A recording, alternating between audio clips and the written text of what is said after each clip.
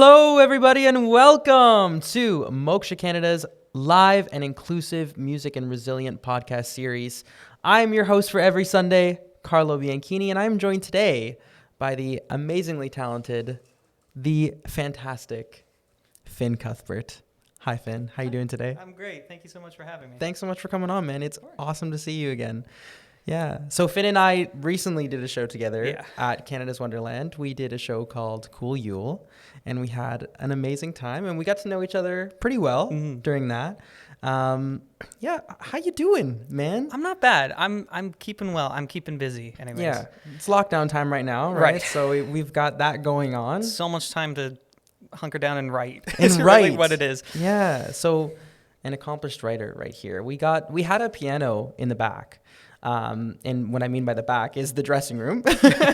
And Fynn would bless us with all of the beautiful sounds that came out of your mouth, and you're playing on the piano, and it was just like so cool. And I got lucky enough to sing a little song with you. We did. We covered a song together, right? Which was a lot of fun. Lawrence Hotel TV. That was really fun. Excellent song. Yeah. But let's talk a little bit about like your music and your writing style and everything. So how did you first get into music? How did you just first start your journey? I was really young when I first started it. I'm very fortunate enough that my mother's very musically talented as well. Mm-hmm. And she had me playing piano from a very young age. 'Cause both her and her mom, like my grandma, they all play piano. Mm-hmm. So she got me into lessons pretty early, and I did that for years. I can't even say how much, from early elementary school into mid high school or so. Yeah. Wow. Okay. To a point where I was like, I stopped taking lessons at a certain point because I loved playing. I just didn't like taking lessons. It was really the thing. Yeah. So I would still. But you continued playing throughout that time. Right. Exactly. Yeah. You get to a point where you realize I could keep going on a classical route, and if there are people who like to do that, by all means. Mm-hmm. But I definitely had more of a pop influence in my life. Right. So I sort of got to a point where I was like, I have what I need. Yeah. And I'll do with that what I can. Yeah, in terms of technical skills, you were already kind of there, and then you just wanted to sort of progress in your own way. I hear about that with so many people, especially when it comes to piano too. Mm-hmm. I had a similar journey with vocals and everything like that. But, and I get that part of not wanting to take lessons and explore more of the classical side of things, and more wanting to explore just your own style, right, and taking a break off of that. They're both important, but I think it's necessary for individual artists to kind of have that exploration time. So that's really cool. The nice thing too is because my dad is where I got the theater thing from. Cool. He's a playwright. Wow. And okay, I didn't know this. Yeah, no, he's a partial playwright, and he also founded a kids theater company. Wow. What's the name of the theater company? Fridge Door Live Theater Company. Fridge Door Live Theater Company. Yeah, Awesome. He has run that for I think 11 years now, if I'm not mistaken. So that's sort of getting the influence from my mom being musically inclined, and getting the influence from my dad being a director and a writer. Wow. And it usually starts within the family too, right? 100%. Yeah. And then as a kid, you're seeing and hearing about it, and you're like, okay, yep, I'm doing that. That's super cool. For sure. Right? Yeah. That's fantastic. I didn't know that. Yeah. So you were surrounded by that at a very constantly. young age. I mean, you grow up, we go on road trips, and my dad would put in music theater CDs to listen to on the way, Wow. So it's an influence that you grow up with that, and that just sort of instills in you what you enjoy growing up anyways. Does your dad have a favorite music theater show? Oh, I don't know. I'm not sure what it would be right now. What would you listen to in the car? What would be one of the songs for the car? The musical I can remember listening to was Joseph. For sure. Yeah. That was definitely one of the first ones. And up there was Godspell as well. I know some music theater people are iffy on Godspell. Right. But that show definitely had a huge influence on my music tastes anyways. Yeah, I mean, what has an influence on you is personal to you. Oh, exactly. Yeah, that's fantastic. Yeah. I think right now, or at least recently, his favorite musical has been the Bat Out of Hell musical. Oh, it's so Which good. Is really so good. Right. Yeah. But yeah, there's been a long line of different shows that we've sort of gone to see or have just heard about and picked up the CD for, that sort of thing. Yeah. So when you kind of, stopped taking lessons there, and you were developing your own style, your own voice, your own artistry. What were some of the things that you started to like work on? Did you start writing right away? Like, did you just kind of No, dive definitely in? not. What did you do? I was playing piano just like sort of casually, but also because I've always loved music and never really had a way to like say that in more succinct wording anyways. It was just, I really, really love music. And I mean, you can tell just by the way you're talking It's- right now, man. I can feel the passion coming off Listen, of I you. don't want to get technical, but I will talk about music and theory and all that stuff forever. But Wow. there was, I think, like I played piano for like all those years, and huge influence on me at the time was Billy Joel. Oh, wow. I loved Billy Cool. Joel because it was like he played piano. Of course. And yeah. that was like the thing that I knew how to do and something unique amongst my friend group that I could do. Yeah. And so that had a huge influence on me. I think it was, I want to say, it was in my last year of high school that I wrote my first song. And what was it about? It was not good. I will tell you that. It was not good. Heartbreak 101? Or No, Oh, okay. opposite. I had Okay. written it for a girl, actually. Oh, okay. Love it. Um, But you're saying it wasn't good. Well, it wasn't a good song. It was the first song I had ever written. So Did no, she no, like it? I think so. Did you play it for her? I can't remember, to be honest. Super memorable song, obviously. I'm trying to. Oh, Gold Mine is the name of the song. Goldmine. Interesting. Super cheesy. Definitely stole some lyrics from someone else at the time, and like 3 chords at most, probably. Yeah. But it was the first thing I'd ever written. And following that, my dad had asked me, he said, would you be interested in writing a musical together? Which is a huge leap up from writing your first song to writing a show. But that's what we did. We wrote a musical together. Whoa, what? Yeah, and we put it on with a couple of our friends. Like, he put it on through his theater company. And we just, like, it happened. And I look back on that show fondly, obviously, because that's the first thing ever. But I also look back on it and be like, wow, I still was not entirely sure how to do that yet. How to write. Yeah, exactly. You had written one song Yeah, for a girl, and and then- now you're writing a musical. And the next year we wrote another one. We Wow. just did that. And ever since then, I've just been not only writing music as much as I possibly can, but also because I am sort of I've realized over the years how much I love doing that. It also has given me the drive to go out there and listen to as much music as possible for ideas and listen to people. I spend a lot of my free time watching editorials about music theory and about lyric writing. Lyric writing I could talk for hours about as well. It's just, it's really fascinating. Your lyrics are fascinating as well. Like, I even take just- great pride in writing lyrics because Oh my goodness. it's really hard. Yeah. And any lyric writer will tell you lyrics are really hard to write. Oh, for sure. But there is a certain pride because if you listened, and I don't want to rag on musicians, obviously, but if you listen to any pop radio station, most of the songs on there, I can't imagine they spent a lot of time on the lyrics because what they were writing was the beat. Yeah. That's what they were interested in. And Yeah. that's what is important to them is the music and the beat. Oh, yeah. I grew up listening to like Paul Simon and James Taylor and Van Morrison, who put effort, Paul Simon. a lot of effort into their lyrics. And that always has had a huge influence on me as well. And I want to be able to write strong lyrics. Yeah. Lyrics that catch you anyways. I feel that for you. I totally hear what you're saying. It's so common in the mainstream now to be focused on like a beat. Oh, and, sure, like, yeah. That's really, really cool. But like, where have all the artists? I mean, there still are artists within our generation, younger, older, that like have powerful, moving lyrics. But I think we've lost a little bit of that, you know. And now it's more so just about the production value as 100%, regard to. well, also too, I imagine part of it must be I have to get this song out as fast as possible. For sure. Yeah. And it doesn't give you time. The nice thing We're on a timeline. Yeah. for me anyways is that I can sit at my piano for I just finished a song a couple days ago that I've been working on since August Wow. because I've just been sitting with it for so long. I was like, I don't know what to write here, so I'm gonna put it to the side. And Does that, so like, I know it might be different for every song, but like, say for example, if you have a part of it written where you're like, oh, okay, so this verse I've got down, but I'm stuck on what I want the chorus to be.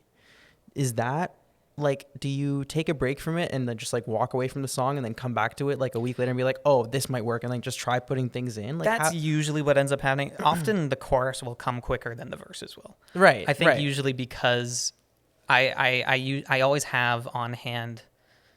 I have on my notes app on my phone is a list of just random words that I thought of, just things that are like cool ideas that I thought might turn into a lyric, turn into a song. Yeah. And so, worst case scenario, if I've been sitting with it, like this song that I just finished a couple days ago, if I've been sitting with it for months, then I'll pull out that notes app and say, is there anything here that would fit into the context of this song? What am I talking about? Will this work? That's such an interesting way of doing that. It's a slow process, but it is an enjoyable process, I find. Some of the best songs, I think, are ones that have come out of a slow process. Oh, right? sure. Yeah.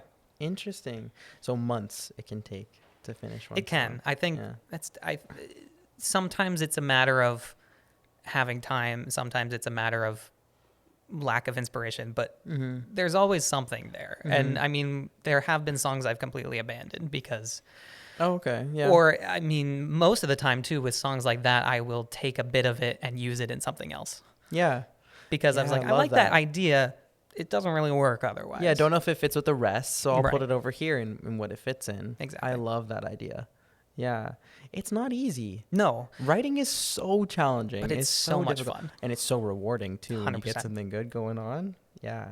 I loved hearing all of your stuff in the dressing room. It was so fantastic. Just like, getting our next costume ready and then hearing you play in the background or when we would be on break or anything like that. Right. I was like, this is nice, I think it's a curse that every piano player has where if they see a piano, they have to go play it. It's I know. Meanwhile, I'm over there just like trying to get my chords out. Like you can play. I've heard you play. No, I can chord. You can play. To be fair, what I do is chord. Right, I just add flair to it. You've got lots of flair. I played chords long enough that I can make it sound more impressive. Right. You know what I mean? Right. I can read sheet music and I can write sheet music, but if you hand me Bach, I'm screwed. I can't. Yeah, I've seen your charts. Like your charts for your songs are also something that's like incredibly impressive. That's something I'm so attracted to is like really good charts, right? And it's like, oh my gosh, like those charts are fantastic. Like they look professionally done. Like you should see them. They're awesome. Well, the nice thing is that good. it's transmittable to other instruments too. So right. I've only ever had the opportunity to play original music with other instruments on 2 occasions now. Right. But because I write in chords and just sort of remember the little flares that I like, people on guitar can pick it up, people on bass can pick it up, mostly anyways. And yeah. It's all there if they need it. Yeah, it's translatable. That. Yeah. That's so awesome. It's just good, like at a musicianship level to have that. Like I just appreciate it so much. Right.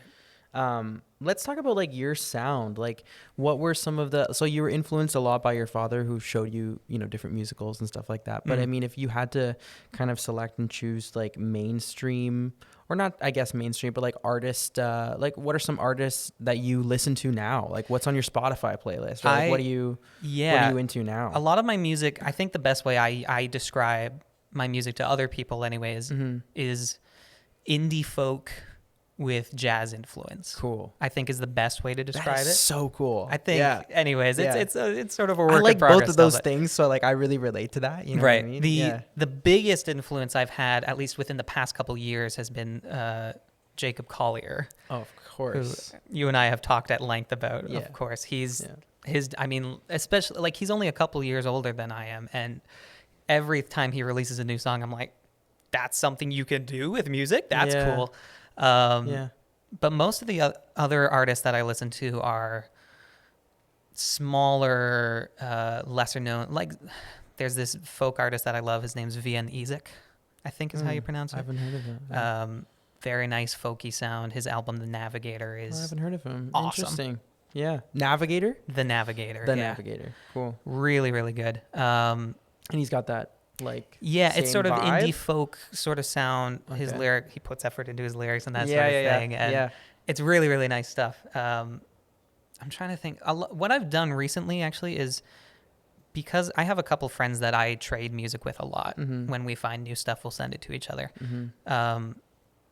What I've sort of picked up a habit of doing is asking people tell me an album that you think more people should hear, and then go home and listen to that. Because it's wild the answers you'll get, because it's not necessarily like it's any year, any genre, just an album you think more people should hear. So it's not necessarily like, what's a good album that you like? Because then you could name anything. No, there's way more importance put behind your wording of it. Right. I feel like that's something I should ask my high school music class almost, as like a question of some sorts, you know, like, hey, you know, this is really important. Like, you just phrased it so well. Because that's the thing, is when you say something you think more people should hear, it tells it's you sort of think to yourself, is it like this musician, I like them, and there's like it's something that I don't think a lot of people have heard. Yeah. So that it opens you up to music that, unless given this opportunity, you would have never come across ever. And that's where a lot of really hidden good gems are. Yeah.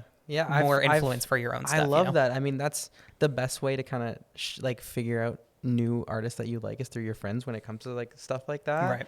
Like sharing playlists, sharing albums. I mean, do you know the Backstreet Lovers? I don't. That's one, just because you just reminded me of like how I discovered them was pretty much through that exact same thing. Right. I discovered their album. I love those guys. If you're looking for, I'm gonna give another recommendation. Hey, let's do it. It's because I've listened to a lot of random stuff over the past few months. There's this really bizarre album called Hawaii Part 2. Okay. The band's name is Miracle Musical. Miracle Musical. It's a bizarre album. And there's no Hawaii Part 1. It's just this solo album. It's the only album they've ever released. It's super weird, but it's really interesting because the guy, like the music, some of the band members are from another band called Tally Hall, who they have a whole thing going on, but they just did this one sort of like experimental thing. And there's some good stuff in it. It's really weird though. And it's sort of given me, you sort of listen to that and realize, oh, I can do anything, you know? You listen to other like mainstream stuff and you're like, okay, there's a formula to it. But you listen to something like Hawaii Part 2 and you're like, okay, sure, I guess that's something. I love that your takeaway from it is like, oh, this is a reminder to me as an artist that I can do anything I want with music. You know, it doesn't have to necessarily follow that mainstream formula that everybody's doing. Totally. I think that's what kind of makes your original stuff so great, man. Like when I hear it too, it's just it's interesting. It keeps you on, you know, like you're constantly listening. It's not something that I don't think you could just kind of have on and not pay attention to, you know, which says a lot. Thank you. And I'm really excited for the audience to hear some of it. Well, the fun part too is when it gets into outside of just solo pieces, but when you write musicals as well. Because then the music and lyrics are serving a purpose for an overall story, right? Yeah. And so it becomes a secondary thing. Like when you're writing a song, it's like, here's what it means, here's what I want to hear. But when you're writing a full musical, the song has to serve a purpose. For sure. And has to elevate the story and the character or whatever it is it's talking about in that moment. You're showcasing like the character arc, the character development all throughout that song, which is super important and also so challenging. In so many ways too, right? Totally. Like, people like Sondheim and all of them, they always make it look so effortless. But even if you watch videos of them talking about their process, or if you read his books or any of those people. Have you read his books? I have. Sondheim. I was going to ask you about that. He has these 2 really thick books on on how he writes lyrics. Yeah. And they were another eye-opening moment for me of like, this is something I have to be thinking about. Yeah. Because that's another person who he puts a lot of effort into his lyrics, and that's so important. Who has obviously influenced you. Oh, 100%. Yeah. We were in the dressing room together. We talked a little bit about this before the podcast, but we were in the dressing room together when we got the news. So our entire cast was just kind of like, oh no. And we had to go on and do a show for a Christmas show. Sing a bunch of Christmas songs. So it was not the easiest thing to do. No. It obviously like greatly affected us. And well, I immediately went home and watched Sunday in the Park with George because I was like, I just, you know, it's the amount of posts about that, like that I had on my feed that day. It was kind of nuts. That one person influenced so many people. I'll tell you what, one of the biggest, I'm going to go on a tangent here for a second, but Do it. one of the things that he specifically that I've taken away from his books is his theories on rhyming, and how important it is to him to have perfect rhymes throughout his lyrics. Where I always come back to this one song. There's this song called "The Perfect Two," where the whole concept of the lyrics is going back and forth, where it's like, you be the blank and I'll be the blank. So it's like, you be the peanut butter, I'll be the jelly, or so on and so forth, something like that. And then there's this one lyric that always gets me angry because I'm like, it's such an easy fix to a perfect rhyme on top of that. I think it's like, you be the vodka, I'll be the chaser. And then it's, you be the pencil and I'll be the paper, is what she says, but it should be eraser, shouldn't it? Okay, I was thinking it's Maria, such but I an wasn't easy, sure. It's such like, because eraser actually Would perfect be rhymes with chaser. chaser. She says paper, and I get it. I get that it's like, maybe she was trying to fill a syllable count, but I always hear that. I'm like, they were so close. Yeah, yeah. But wow, that's a bit nitpicky, obviously. But it's sort of the mindset that I took away from that book, is that's something he spent like days trying to find one rhyme, because he was rhyming in Sweeney Todd. He was trying to find the name of a street that rhymed perfectly with the previous line. So he opened up a map of England and went street by street trying to find his name. Never found one, so he made one up. Like it's like, that's the nitpickiness he goes through. Yeah. And it's sort of gotten to that point with me where I'm like, I have to do this. It feels so wrong cool, if I don't. but also so wild. Oh, totally. Like, the amount of time that must like have taken him to go street by street and really do that. But then again, that's all a part of the artistry and what it takes to build what he built. And like, you can hear that in the music. I don't know how 100%. Else to explain it, but you can hear that he did go street by street. Totally. You know, like it's there, it's present. Like you get that vibe, you get that feeling. Yeah. Really cool. Wow. Wow. He just sort of settled into it like, oh God. It's just so interesting, right? And to see and talk to a writer that's so passionate about his craft is also just like super motivating and inspiring too. So like, it's a good energy to be around, you know? So like, what are you working on now? What are some of the projects that you've got going on now? I've got a few things coming up. I'm currently working with a company called The Flare. The founder of The Flare, Aurora, she and I wrote a musical together called The Good Guys. I believe in April is when that show is going to be happening. I wrote the music, she wrote the book and the lyrics, and I'm also going to be music directing it. Fantastic. So that's going to be happening. I'm also currently working on a personal project. Yeah. Okay. Let's go on about No. I'm working on a personal project based on a historical character, a Canadian historical figure by the name of Billy Miner. Yeah. And what did he do? He was Canada's first train robber. Wow. How did you think about doing that? Where did that come from, you know? In college, every year they require you to take one elective, or at least in the program I took. Yeah. There was only one elective space. Yes. And they gave you this short list of all the electives you could take. And most of them were kind of sucky. And I was like most of them I had no interest in. But there was one elective, I can't even remember what it's called at the moment. But there was this guy, the professor's name was Chad, and he loved trains.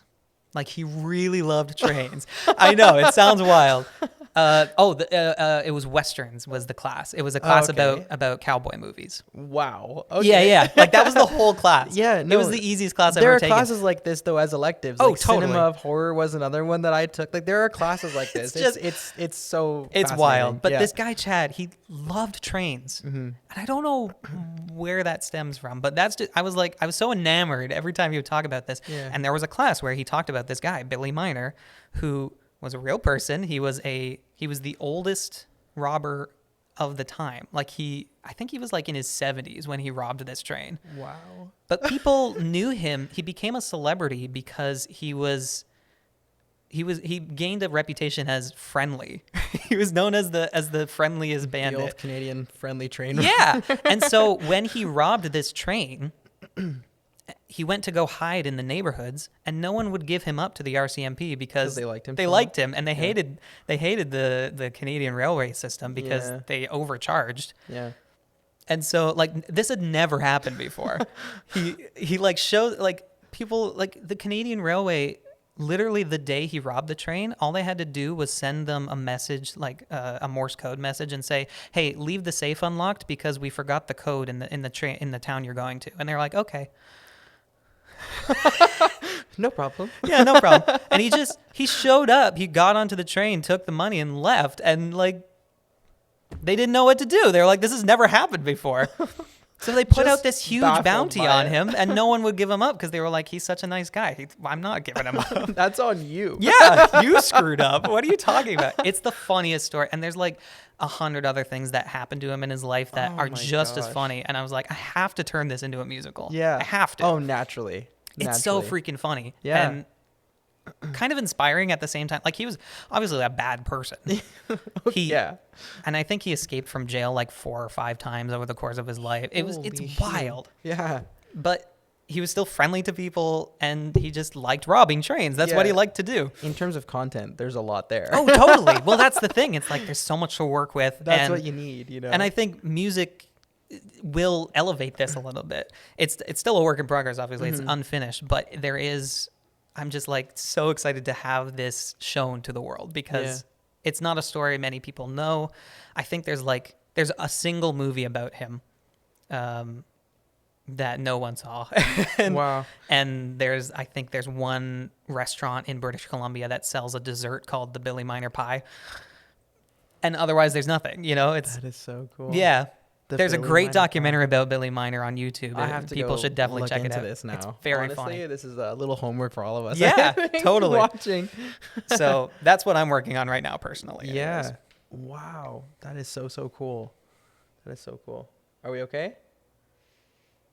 Good? Okay. So then this sound that you've sort of been working on because of like all the content that we just talked about, like right. Does it reflect in like the music in terms of like rhythm, melody, like do you think about all of that content when you are writing? Like what's your process? How do you first, like, because you have the content, what you want to do it about, right? How do you go, okay, this is what it sounds like in music? Like, how does that transfer over? It's definitely sort of the process is I don't even know what the word for it is. It kind of comes as you go. Nobody sits down with or at least no one that I know will sit down with an idea and say, this is going to sound like this at this point, and here's how the story is going to come together. Yeah. It's definitely a matter of, because or at least the way I'm writing it with Billy Miner in any case is I want to tell this piece of the story, and here's an idea of what a song could be about in that moment. So I write some lyrics for it, and then I have which sparks off an idea for something else, which then leads to an idea for something else. And in terms of the music, the lyrics, at least for me, I usually write lyrics first, and lyrics lend to how the music ends up sounding. Cool. Okay. Everyone has their own sound, and that's unavoidable. And that's not necessarily a bad thing. A bad thing either. Yeah. All my music, no matter what the theme or topic, will sound like me. That's unavoidable. No matter, like, even, again, I'm going back to Sondheim here, but like he wrote however many shows, each of them completely different in terms of the genre, theme, story, but they all sound like him still. Yeah, they had his theme. Yeah, they're all unique, but they all sound like him. And that's not a bad thing. It's a matter of like, you're going to sound like you, that's fine. Work with what you've written, and that will lend itself to how it's going to sound. And that's it'll just come naturally if you really sit down and listen to yourself and let yourself do that sort of thing. That's so awesome. Like, so lyrics first. Usually for me. Usually is how it kind of goes, and then you kind of build what you're gonna do from there. Often, yeah. And I know that everybody's process is different and whatnot, but I find yours so fascinating because you can tell you're so passionate about your projects. You can feel the vibes, the energy coming off. It's so cool. What are we gonna be listening to today? I'm gonna be singing a song from the Billy Miner musical that I'm love working it. on. I love it. It's closer to the end of the show, and the guy who's singing it, he's singing about he was with Miner.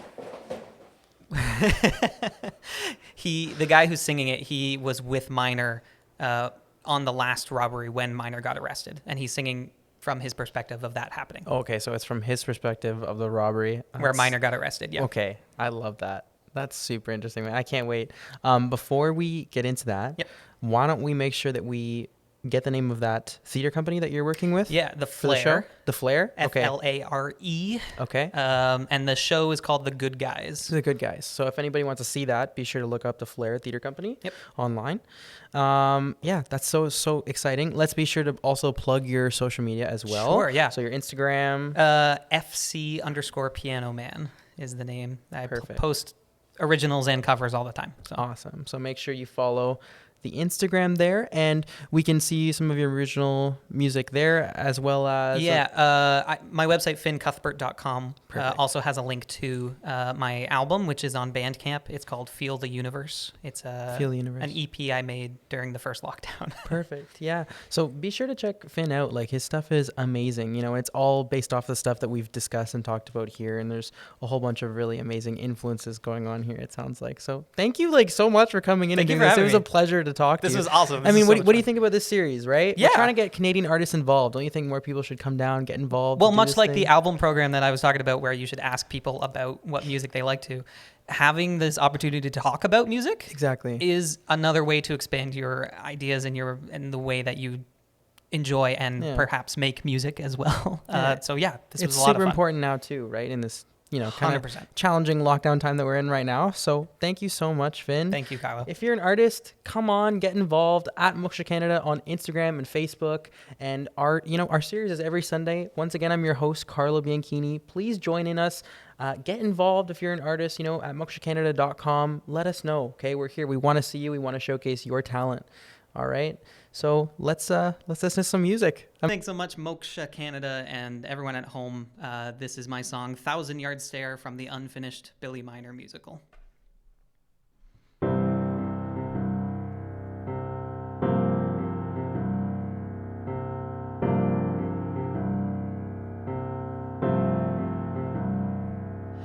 We stood up on that ledge in the middle of the night, and my heart was racing 'cause my mind was facing the glare of the pale moonlight. And we waited for the beast to come rolling round the bend, and I hoped one day I could actually say this legend was my friend. But as I planned ahead, I looked at Miner's face, and in his eyes there was no disguise. His mind was in another place. And he turned to me real slow with a deeply weathered glance, and he asked if crime was really worth the time with a tone of deep askance. And then he disappeared into 1,000-yard stare. The weight of the world wrapped him in despair. And suddenly this man, to whom I've always been a fan, for the first time I didn't understand.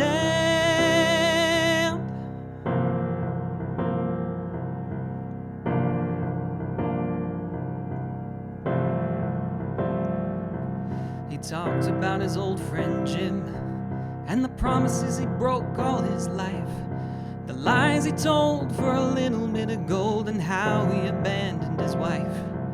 He rambled on and on like he'd finally removed a wedge. He told me every detail from his time in jail up to the moment on that ledge, sinking deeper into 1,000-yard stare. The weight of the world wrapped him in despair. And suddenly this man, to whom I've always been a fan, for the first time I didn't understand.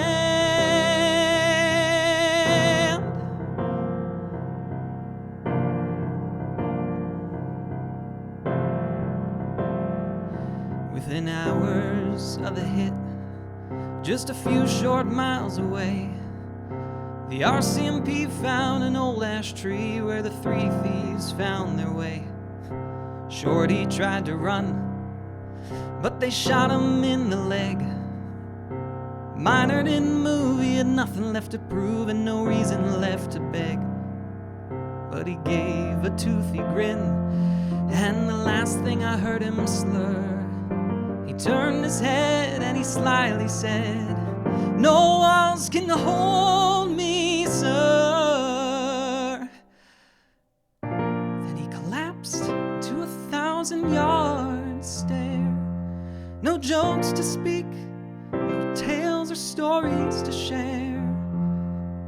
And suddenly this man, to whom I've always been a fan, I think that I could finally understand.